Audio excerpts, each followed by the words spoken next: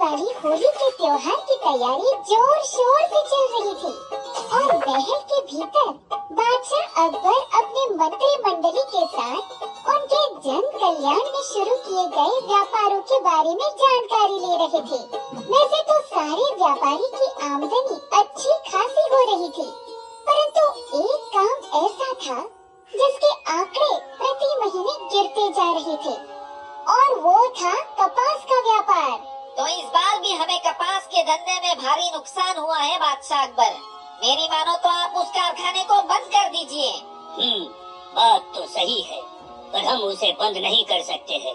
उस कारखाने को हमने गरीब भुनाकारों के भले के लिए शुरू किया था। उससे मिले पैसों से ही उनका घर चलता है। लेकिन जिल्लेलाही, हम कब तक इस कपास के बोझ को अपने सर उठाते फिरेंगे? अब वक्त आ गया है कि इस बोझ को हल्का कर दिया जाए। ये सुन वहाँ बैठे बाकी दरबारियों ने भी हाँ में हाँ मिलाना शुरू किया। बंद कर दो, बंद कर दो। परंतु बीरबल कुछ सोच में डूबे थे, जिसे देख बादशाह बोले, इस पर तुम्हारा क्या मत है बीरबल? महाराज, मुझे लगता है कि हमें इस घाटे की जांच करने के बाद ही किसी नतीजे पर पहुंचना चाहिए। आखिरकार ये गरीब मजदूरों की जिंदगी का सवाल है। सही कहा। कपास कारखाने के व्यवस्थापक चुंगीलाल को पेश किया जाए। फिर क्या, व्यवस्थापक आने के बाद उसने जो बताया उसे सुन तो सबके होश उड़ गए थे। जी हुजूर, आपने सही सुना। कारखाने से कपास की चोरी हो रही है, जिसके कारण कपड़ों की बुनाई कम होती है और कम कपड़ों से कम बिक्री, यानी कम आमदनी और ज्यादा घाटा। हमने उस चोर को पकड़ने की बेहद कोशिश की, परंतु आज तक हमें कोई सुराघात नहीं लगा। तो तुमने ये बात हमसे पहले क्यों नहीं कही? जानते हो, आज कारखाना बंद होने की नौबत आ चुकी है। नहीं, कारखाना बंद मत कीजिएगा। उससे बहुत लोगों का घर चलता है और मैंने कई बार आपको आकर ये बात बताने की सोची, परंतु कोई सबूत न मिलने की वजह से हमें समझ नहीं आ रहा था कि क्या करें। अब क्या करना है? या तो आज सूरज ढलने से पहले उस चोर को पकड़ो, या फिर वो कारखाना कल सुबह का सूरज नहीं देख पाएगा, यानी कि उसे बंद कर दिया जाएगा।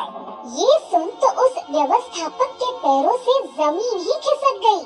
उसे समझ नहीं आ रहा था कि वो अब क्या करे, परंतु तभी बीरबल उठे और बोले, व्यवस्थापक जी, आप चिंतित ना हो।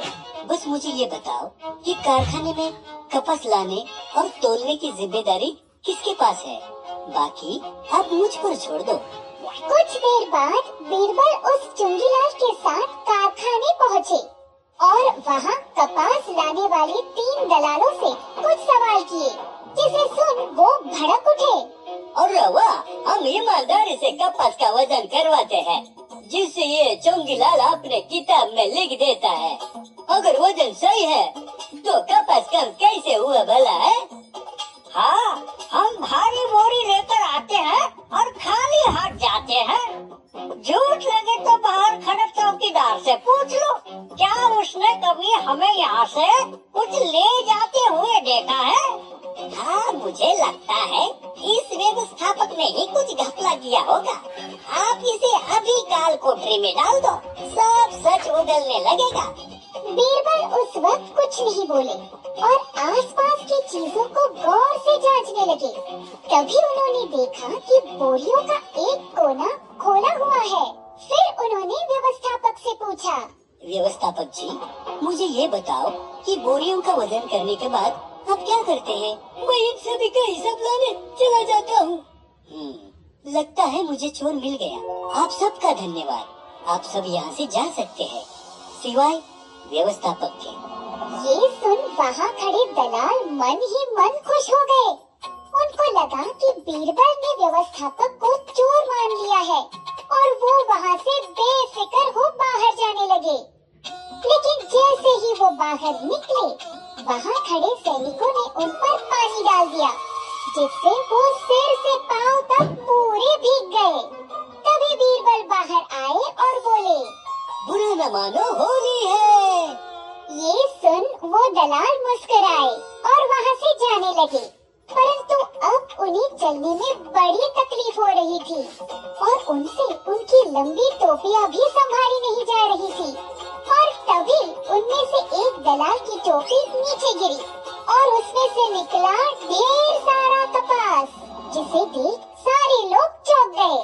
क्यों, सिर का बोझ हल्का हुआ या नहीं है? पर ये आपको कैसे पता चला? तुम सबकी अलग वेशभूषा और खास करके ये जरूरत से लंबी टोपी देख मैं समझ गया था कि कपास में कुछ काला है। जैसे कि तुमने बताया, कपास तो तुम सही मात्रा में लाते और उसका तोल मोल भी सही करते, परंतु जैसे ही व्यवस्थापक तुम्हारे पैसे लेने जाता, मौका देखते ही तुम कुछ कपास अपने कपड़ों और टोपी में छुपा लेते। अब मैं अगर तुम पर सीधा इल्जाम लगाता और तुम बेगुनाह होते तो इससे हमारे व्यावहारिक रिश्ते बिगड़ सकते थे। इसलिए मैंने सैनिकों से कहा था, जैसे ही तुम बाहर निकलो तुम पर पानी डाल दिया जाए। अगर तुम ईमानदार होते तो मैं होली का बहाना बनाकर तुम्हें जाने देता, लेकिन अगर तुम्हारे पास कपास होता तो वो पानी से भीगकर भारी हो जाता, जिससे तुम्हें चलने में तकलीफ होती। और जैसे मैंने सोचा था वैसे ही हुआ। ये सुन वो तीनों का सर शर्म से झुक गया और बीरबल ने उन्हें गिरफ्तार करने का आदेश दिया। कुछ समय बाद कपास के कारखाने से फिर मुनाफा होने लगा और सैकड़ों गरीबों की नौकरी भी बची और उन्होंने होली बड़े धूमधाम से मनाई। तो आज हमने इससे ये सीखा कि हमें अपनी नीयत साफ रखनी चाहिए, वरना पछताना पड़ सकता है।